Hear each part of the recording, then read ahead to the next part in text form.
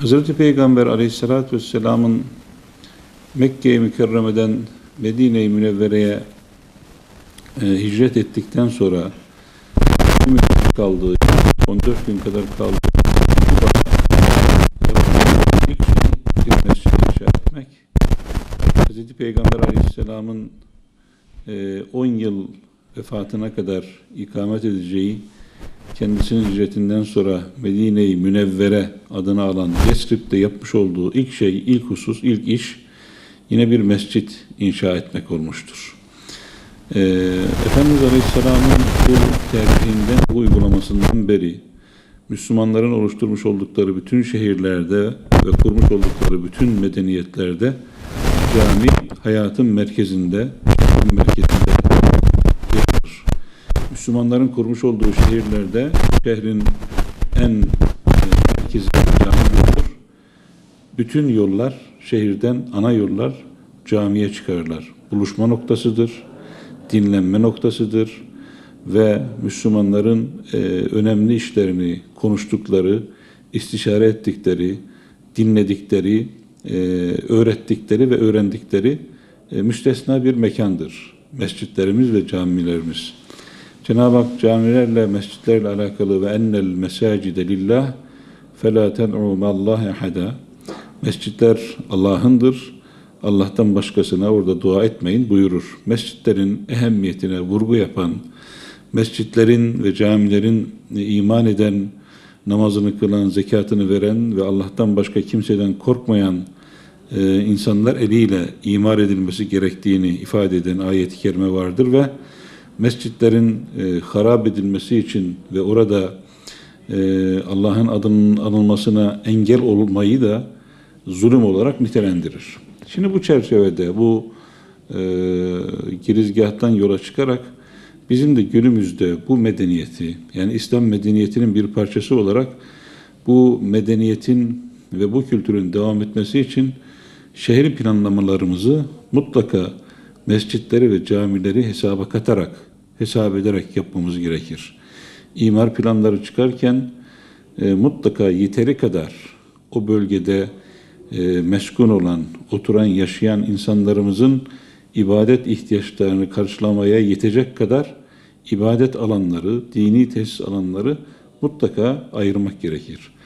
Ve bu mescitlerin, camilerin öyle bodrum katlarda, izbe yerlerde, kapalı, hava almakta zorlandığımız astım hastalarının neredeyse inip de 2 rekat namaz kılmanın imkansız sayılabileceği yerlerde hapsedilmemesi gerekir. Şimdi iş merkezlerimizi kuruyoruz.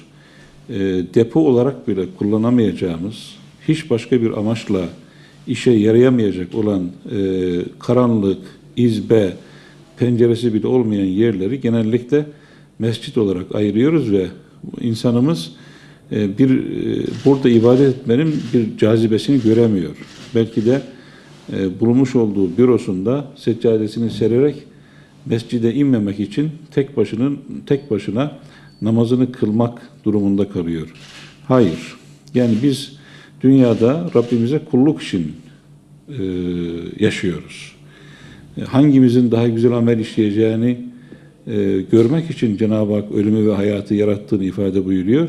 Ve hayatın gayesi, yaşamanın gayesi Rabbimize ibadet etmektir. Onun için hayatın gayesi olan ibadetin bu gayeye uygun nezih mekanlarda güzel mekanlarda yapılmasına çaba göstermek lazım. Sonra camiler ve mescitler sadece namaz kılınan yerler değil, özellikle Kur'an'ın okunduğu, öğretildiği, öğrenildiği ve Kur'an ahlakının yaşayarak gösterildiği, çocuklarımızın eğitimden geçirildiği, çocuklarımıza İslam'ın ve Kur'an'ın güzelliklerinin öğretildiği mekanlar olmalıdır. Netice olarak şunu ifade edebilirim ki, mescitlerimize ayrılan yerleri bir daha gözden geçirmemiz gerekir. Buradan sizin aracılığınızla müteahhitlik yapan, taşeronluk yapan bütün müteahhit kardeşlerimize, imanlı, inşaat işiyle uğraşan, planlama işiyle uğraşan, ruhsat işiyle uğraşan bütün yetkililere sesleniyorum ki, lütfen imar planlarını yaparken, lütfen evleri, apartmanları yaparken ibadet ihtiyacını birinci sırada çözdükten sonra planlarımızı ve işlerimizi onun üzerine bina edelim. Lütfen bittikten sonra apartmanımız, sitemiz bittikten sonra hangi sığınağı mescide çevirelim, hangi depoyu mescide çevirelim, hangi bodrumu mescide çevirelim gibi bir arayışa girmek yerine önce mescitlerimizi planlayalım, daha sonra kalan kısmını yapma yoluna gidelim. Yoksa hakikaten nefes alınamayan, ışık görmeyen, güneş almayan, bazen musluk sularının ya da eğer bir kaçak varsa suların damladığı böyle parlak kağıtlarla o kocaman boruları örttüğümüz mekanlardan mescitlerimizi kurtaralım. Aydınlığa, bize yakışan, iç dünyamıza yakışan, Kur'an-ı Kerim İslam'ı nur diye ifade eder. Nura yakışan hakikaten mekanlara inşallah mescitlerimizi dönüştürelim, mescitlerimizi kavuşturalım. Şimdi esasen mescit açıkta olması lazım. Bodrumlarda değildir. Yani bodruma layık değildir. Layık değildir. Yani mescide layık değildir. Mescit güzel bir yerde, insanların ulaştığı yerde olması lazım. Şimdi Bodrum'da olsa kimse bilmez. Biliyor musun? Onun için açıkta, yol üzerinde, milletin en çoğu olduğu yerde olması lazım. Pek hoş bir şey görünmüyor, yani pek güzel bir görüntü vermiyor. Böyle pek camiye yakışan bir şey değil Bodrumlarda olması böyle. Vallahi böyle karanlık, kasvetli bir şey görünüyor ve insan gitmek istemiyor ha. Bizim mesela var yukarıda tuvalet, aşağıda cami, hiç hoşuma gitmiyor yani. Yukarıda su sesleri geliyor. İşte herkes biliyor yani. Cami dediğin böyle herkesin görebileceği yüksek güzel bir yerde olması camiye daha yakışır. İbadet yeri daha güzel. Madem ki sen Allah için namaz kılıyorsan, eğer Allah'ın yolunu biliyorsan zaten en güzel yer mescit olması lazım. En güzel yer. Sen yaramayan yeri mescit yapmışsa o zaman demek göstergeliktir. Rütubettir, nemdir, insan sağlığı için iyi bir şey. Mescit dediğin bayağı oturduğun ev kimi, temiz oda kimi olması lazım. Sen yaramayan yeri mescit etmişsin. Sen onu göstermelik yapmışsın. Sen Allah için bir şey yapmamışsın, göstermelik yapmışsın. Onun dışında bir şey diyeceği yok. Bodrum katlarda bence yani uygun değil. Yani mescit yeri bambaşka olması lazımdır yani. Yani mescitler en güzel dinimizi simgeleyen bizim can damarımızdan birisidir.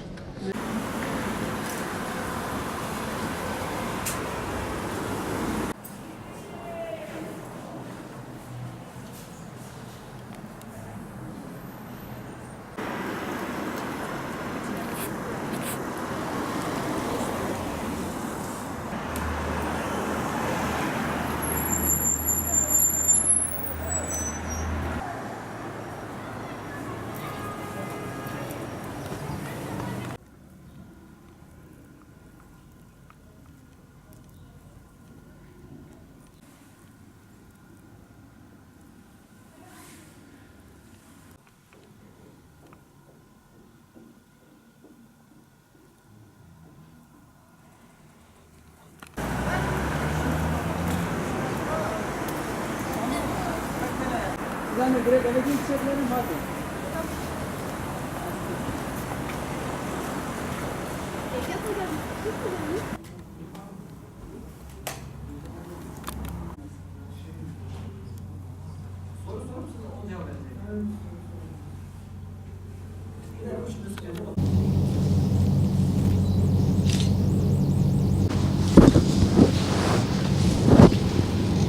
Mescit alt katta olması tabii ki herhalde yani cemaat için olsun ve diğer cemaatler için olsun. Şimdi normalde bodrum katta biraz koku da olabiliyor.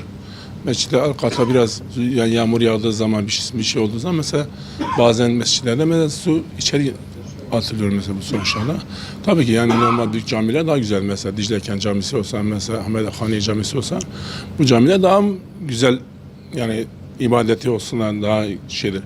Hani hepimiz öyle şimdi bu Bodrum'da hep su çekiyor ondan sonra temizlik fazla sıkıntı oluyor.